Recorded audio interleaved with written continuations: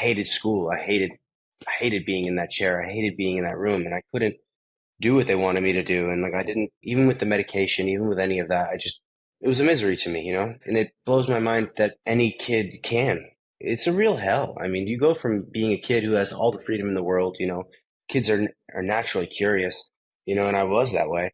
And then you bring them to a room and you tell someone with more energy than you can even fathom as an adult that they need to sit. No, they need to sit for 8 hours. Wow, what a hell to go from total freedom to now I'm just in this room. It almost felt like jail, it sounds. Yeah, it felt like jail, and it is like jail. You're not free as a child. You go to this room. This is where you go. And then all through high school and then even through college, they tell you they're preparing you for the real world, I guess. But they didn't prepare me for my world. I'm very successful. Welcome to Successful with ADHD. I'm Brooke Schnittman. Let's get started. Hi, everybody, and welcome back to another episode of Successful with ADHD. Today, we have Justin Pasha. He is the CEO and founder of The Cupbearer, acknowledged by peers and professionals as the world's most influential cocktail catering company. He has ADHD, and the ironic thing about all of this is he doesn't drink. So, Yeah. but he does a great job entertaining and presenting, and it's worldwide. So, Justin, tell us a little bit about yourself, what you do, and then we'll get into your ADHD journey. Sure. Well, Brooke, thank you so much for having me today. I'm very excited to share my journey and where we came from and how we got to where we are right now, and the exciting story of the Cupbearer, which is my baby. It's a company I founded almost 10 years ago now. We've grown to be a serious entity in the event space and really pioneered a lot of what you're seeing now a lot more of, which is mobile bars and cocktail catering, at least here in the United States. The Cupbearer, we provide these over the top and incredible experiences, all beverage related for off premise. You saw almost 20 years ago now, sort of like a revival or a cocktail renaissance, in bars and restaurants, fine bars and restaurants around the country. About 10 years ago, I identified a blank spot in that, which was that, weddings, corporate events, private events in venues, really we're doing things the old way. The new school approach, which was craft cocktails, and we applied that to off-premise and catering, grown to the point where we now have an operation in not only here in New York, but also in Miami, and we do events worldwide. So, and it's just an amazing, beautiful journey and exciting company. Everyone that works for us is a family, and we have so much fun doing what we do, creating these over-the-top experiences, working with the most talented mixologists and flair bartenders from around the world now, creating these incredible concoctions and just it's a party and it's a blast, and I love what I do every single day. So, your life is one big party, huh? Something like that. Something like that. Yeah, it's a lot of fun. For sure. I mean, it's nightlife, so. Yeah, absolutely. So I love how you were and are a visionary, and so many of us with ADHD are, and you trusted your gut and you said, I'm going to take this to the next level and create something that doesn't exist. I'm sure there were a lot of trials and tribulations doing it, but here you are successful in what you do and you enjoy it, and you're worldwide, not just in the US. So you also have ADHD, and so many individuals with ADHD are entrepreneurs. So tell me about when you got diagnosed with ADHD. What got you to get diagnosed? Do you remember? Sure. Yeah. So, I mean, we're gonna have to take it far back because I was a small formal diagnosis came in first grade. So this was at the time when they were, it was new. I'm 34 years old now. So at that time I was just 6 years old, in kindergarten. In any case, I guess I couldn't pay attention. I couldn't stay still. I couldn't do whatever it was that they needed the 5-year-olds to do in the room. They said, oh, maybe he has ADD. They sent me to a doctor and they put me on amphetamines like the next day. So I've been on medication since about 6 years old. It's a long time. They diagnosed me, and yeah, and then I was in resource rooms, and they were always just trying to, put my square peg into the round hole, and that's just Mm, how it went. I mean, I was talking in full sentences by the age of 1 years old. I was walking, wow. I was walking early, very early. I was advanced by all other metrics cognitively until public school, and then suddenly there's something wrong with me, and you know, medication, medication, Ritalin, Dexedrine, Adderall, Vyvanse, and I'm still on it to this day. So there. Yeah, no, I appreciate you sharing that. Cognitively, you were so advanced for a first grader. And for those of you listening here, please know that ADHD has nothing to do with intelligence. In fact, a lot of people with ADHD are either of average IQ to above average. But I heard it in your story right away, Justin, that they wanted you to fit in the way that the school was doing it. And then it almost seems, and I'm not knocking the school district because I worked in it and we've come a long way since you and I were in first grade, but Hmm. you were in a resource room, but you were intelligent. So I'm curious, if they were working on executive function skills, like what was the point of them putting you in resource room? Do you even know? Um, no, I mean, they want you to do things the way the other kids are doing them. They want you to be able to sit there. They want you to be able to listen to what they're doing.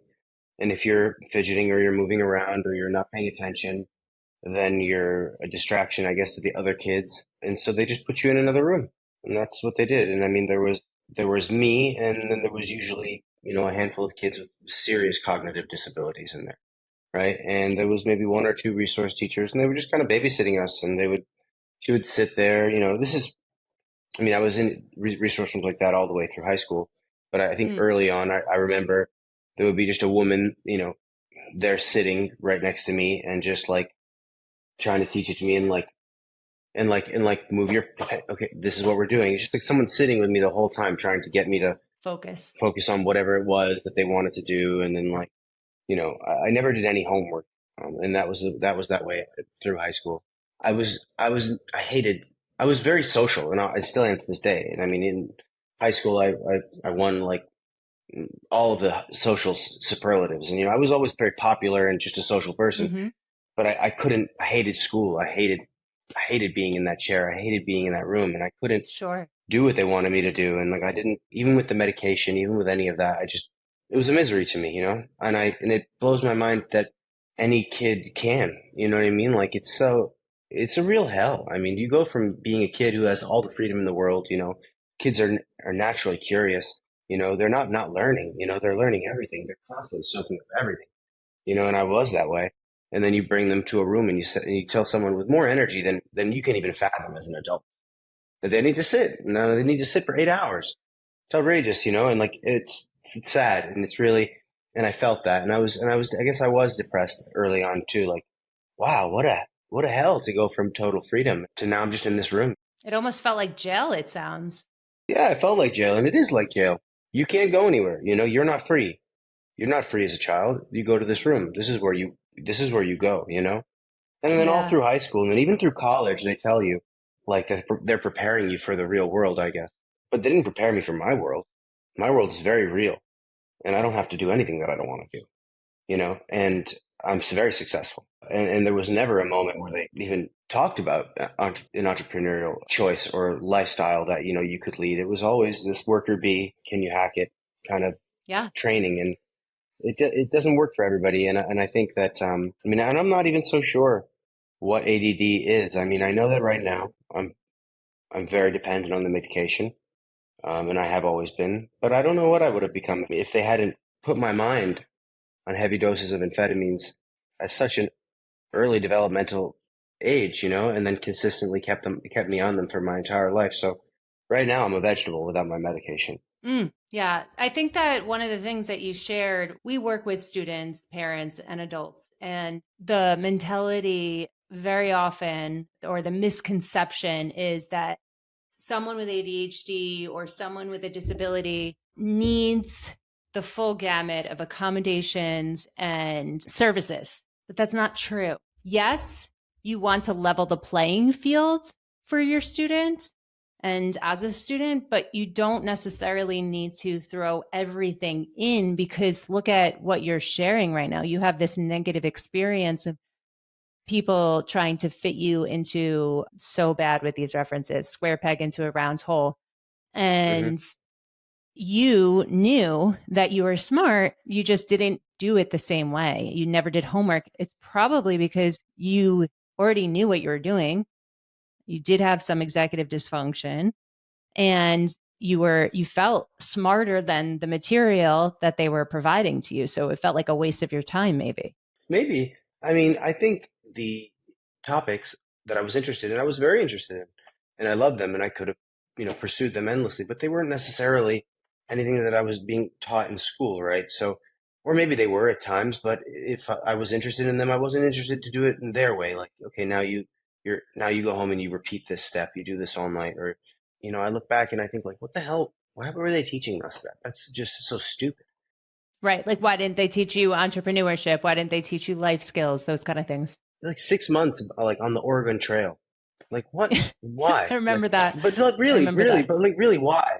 Like, Right. it, that's really this kid here, like this bright kid who has the ability to learn so much and soak up so much, and like that's what you teach them. Is not this like there's so much interesting things out there. There's ways that you can teach things that can be interesting. Totally. You bring this child to sit somewhere for 8 hours in a day, and then you want them to go home, and then you want them to do more work at home. Give them like a 30 minutes to like play outside a day, and then you use that as like a Yeah, it's so backwards. you use that as like a cudgel that you can hit them with when they're not doing what they need. You can take it away from them, right? When they didn't do what you're not sitting still, then you have to sit inside for your recess. You don't get to go outside because you weren't well behaved during class. Which is the worst, right? Which is the worst punishment, because people with ADHD need that to Yeah. get their energy out, to thrive, to focus. So you're taking away Mm-hmm. physical activity. They're not going to do any better afterwards. And in fact, it's going to be a Yeah. negative disruptor and Mm-hmm. behavioral issue. But So how is that not like prison? Like, sorry to right, interrupt you, but like you said before, I wouldn't have made that analogy, but like, how is it not like prison? That's what happens in prison. You don't do what they want you to do, and they take away your rec time in the yard or whatever. They take away your other privileges. It's like, it's this constant like game. It's like, be like the other kids, the kids that did so well in school. I mean, good for them, but it wasn't for everybody. And again, I don't think like my wife for instance she was an amazing student and loved school. She's incredible at what she does, but she loved school, right? It worked for her. She the didn't school mind was sitting made for still. her. It was made for her, and there need to be other. You said that medications and whatnot, it's important to level the playing field, but what I would say to that is that there need to be at least two types of playing fields. I don't need the other person's playing field leveled for me. I would just like my own playing field, right? Where things are constructed and configured in such a way that I can do what I need to do and I can learn in the way that I'm able to learn.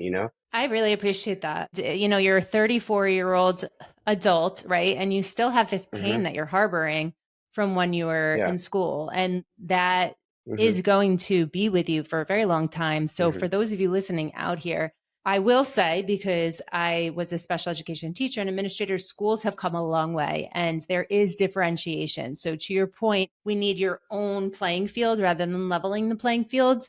We differentiate based on strengths. But now you take 25, 30 kids in a class and try to do that with one teacher. It's a lot of work, right?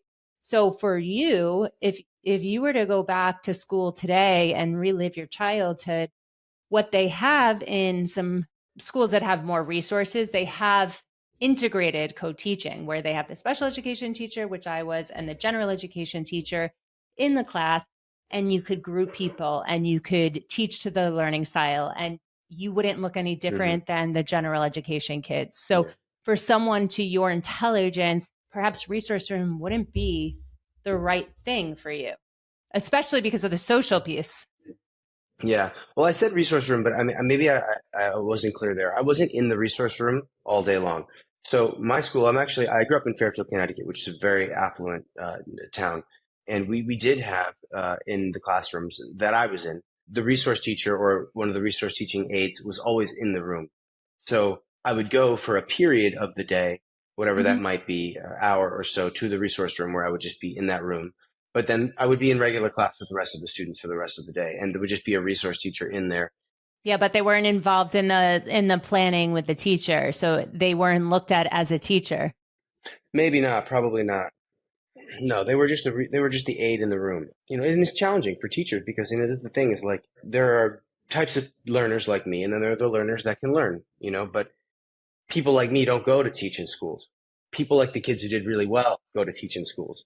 People that loved school so much that they decided, I want to work in a school for the rest of my life. That's For not me, true. That's not true. I did not love I did not love school, and I was a teacher. A lot of no, ADHDers are teachers because they care about people and they want to give back and be, set a difference. But for you, it was really, something that drove you to go the opposite way and say, I'm going to follow my own rules. I'm going to do yeah, things my own way. And look how successful you are. So, what I yeah. would like to highlight for the listeners, if it's okay with you, is like, what was that moment for you that you realized I need to work for myself?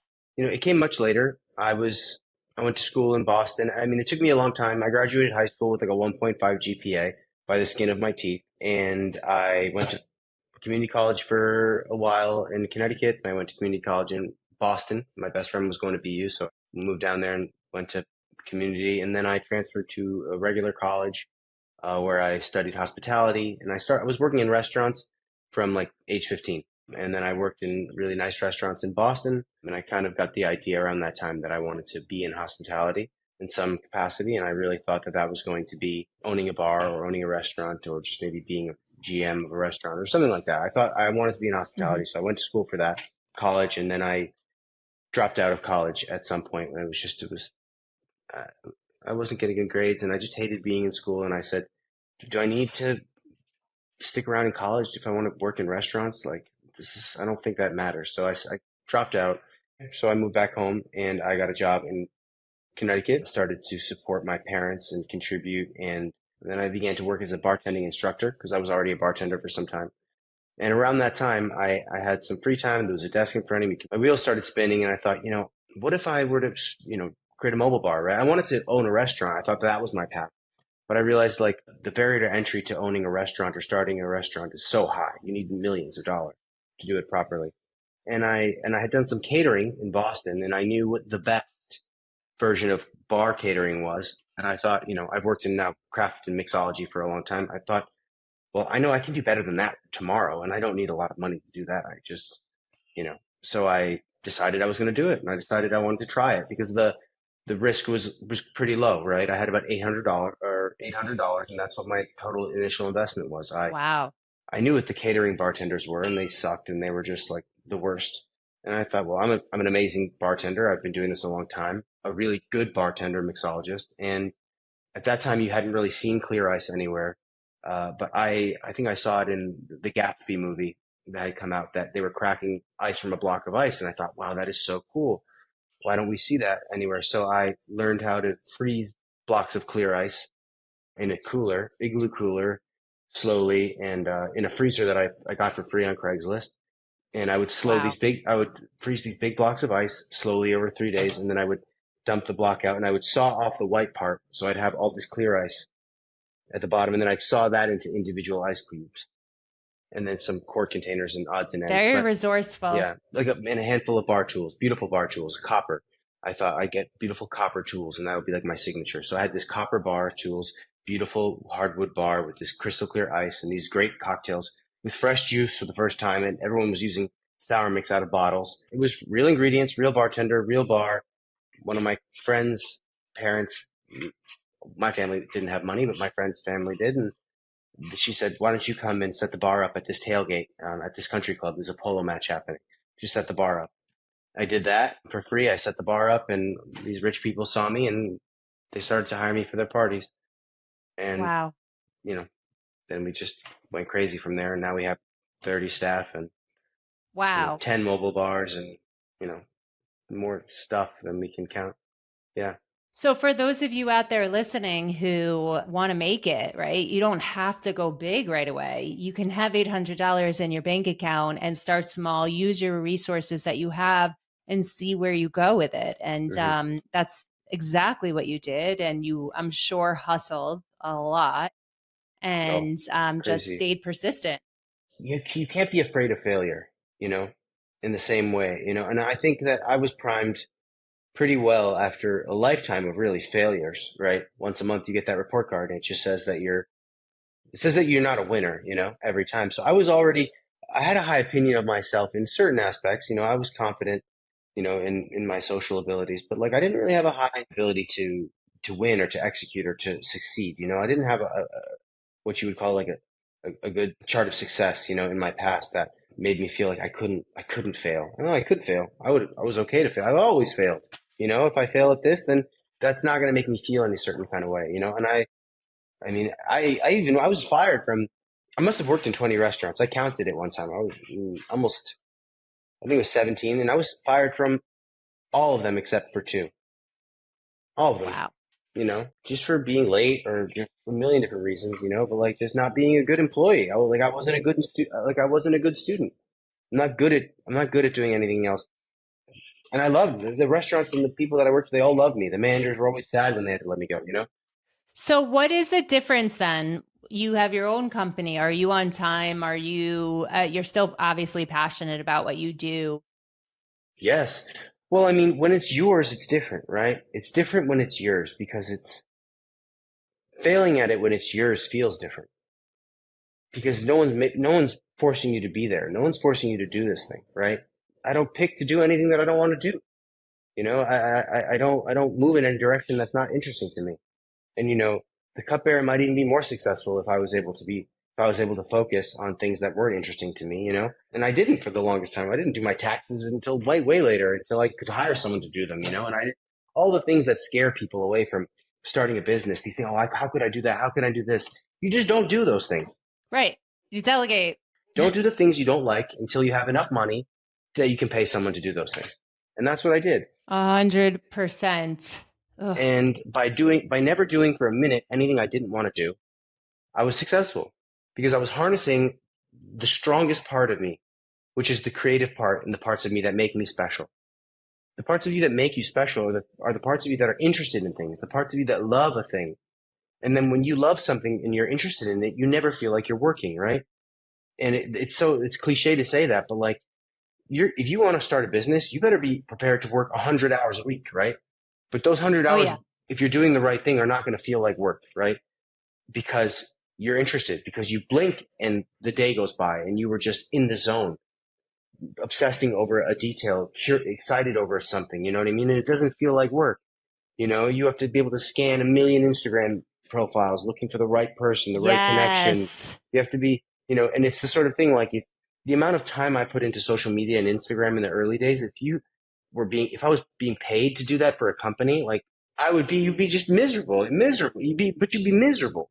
You'd be miserable. It's not work for yourself. And you can't obsess over the You're details helping someone else. yeah, you Yeah. can't obsess over the details of someone else's baby like you can obsess over your own baby, right? To take care of someone else's child is a chore, is a job. To take care of your child doesn't feel like work, right? So that's what it is to own a business. And it's so important that you're passionate about. And I had never experienced that in my life.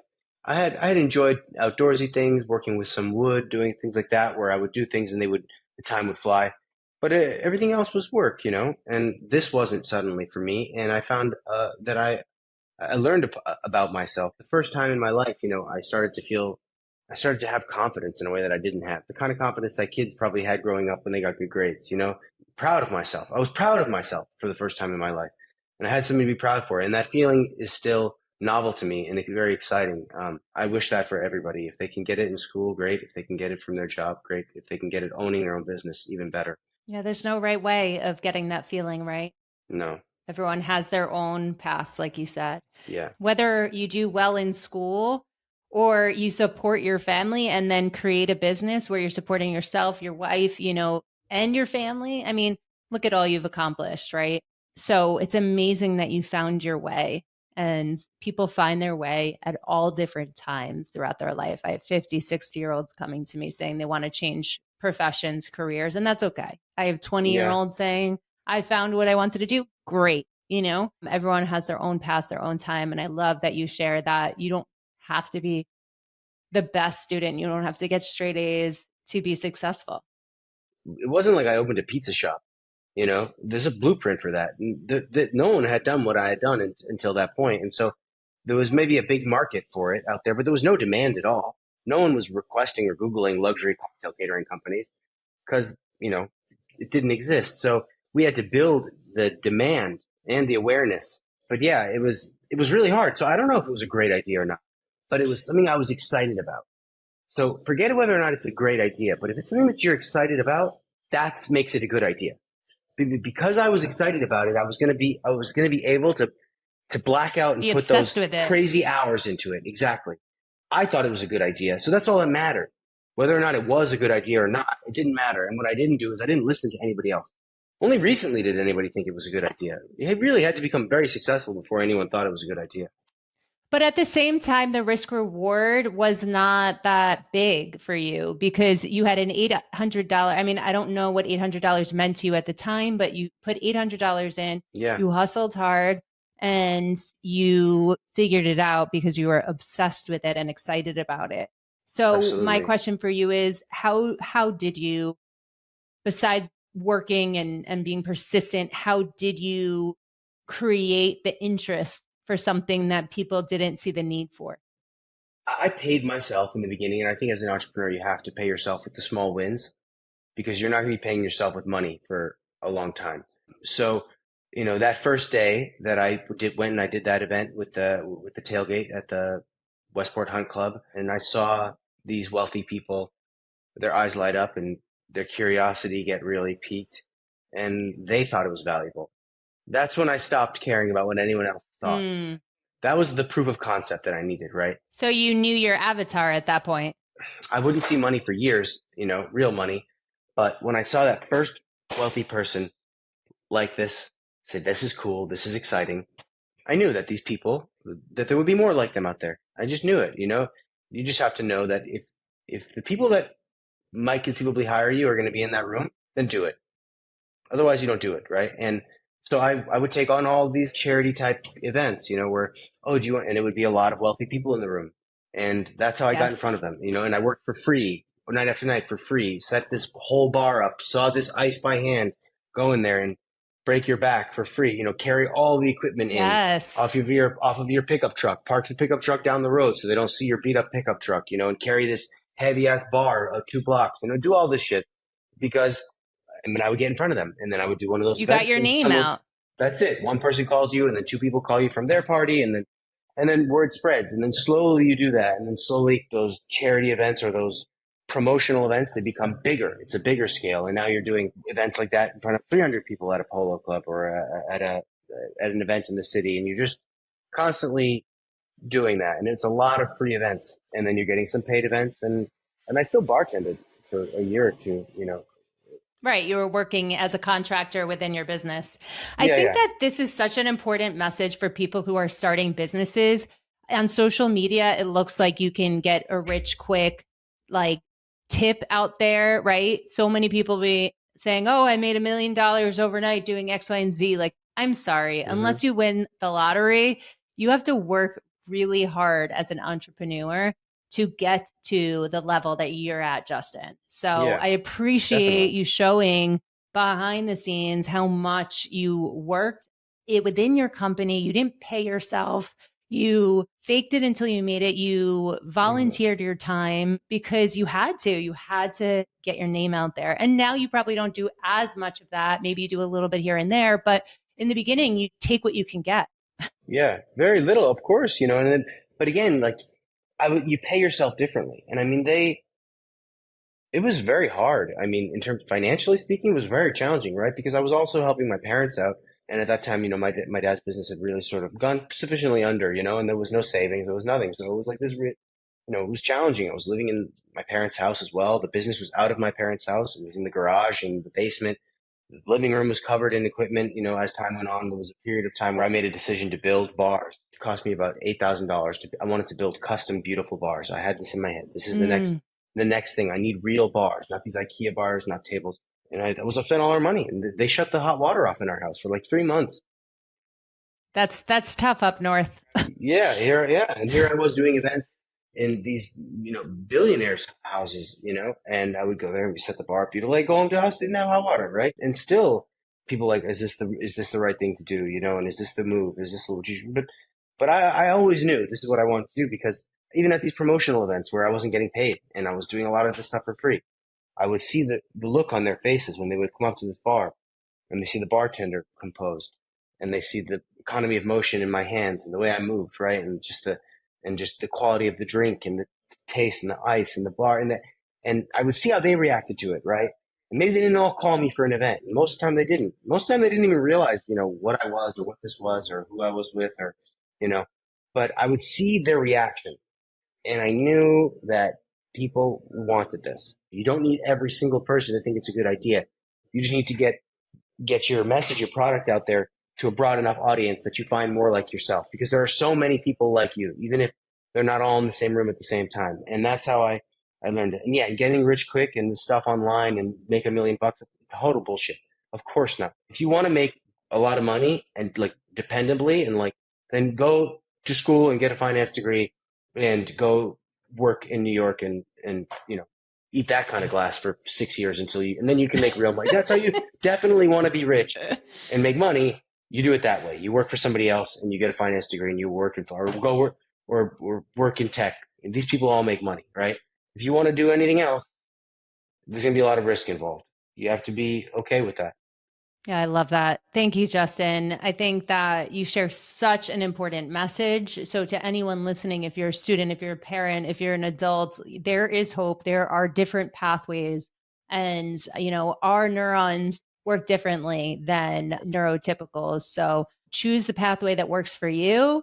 And, Justin, if people want to find you, where can they hire you? Where can they find you? Best way to get in touch with us is either through our website, which is thecupbearer.com, or Instagram, which is the_cup_bearer. We reply to both right away. And if you are curious about the business and what it is we do, I highly recommend that you check out our Instagram page. We have a large following, almost 80,000 followers and hundreds of amazing photos and videos of our events. And you can see for yourself in action what it is that we do. And, it's a lot of fun. So, and if you're local to the East Coast or, the New York area, you can come and see us in person at the Greenwich Polo Club. We are the official beverage provider and bar service of the Greenwich Polo Club in Connecticut. I'm personally at almost every match. So if you want, come down.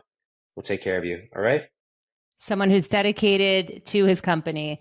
And for those of you who aren't able to see how it's spelt out, it's Bearer. So like a bear in the woods, the cup bearer, not bearer, bearer. No, bearer.